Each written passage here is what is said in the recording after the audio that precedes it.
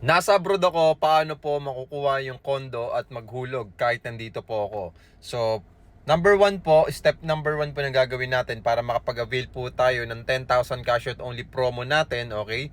So, ipasa muna natin yung mga requirements na kinakailangan, okay?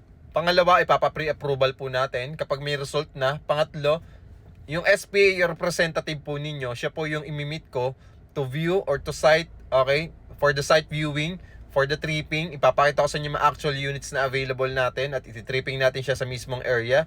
And then, pangatlo po, pangapat, okay, pipili po tayo ng unit. So, once na nakapili po tayo ng unit, and then, pwede na po natin siyang i-reserve, pang-5. Pang-6 po, kahit nasa abroad po kayo, makakapag-open naman po ng bank account sa SPA. For example, checking account or pwede namang i-arrange ng auto-debit arrangement na sa account nyo po mismo mababawas yung monthly amortization. So, pwede pong ganun. So kung interested po kayo sa 10,000 cash out only promo natin, just follow me and message me.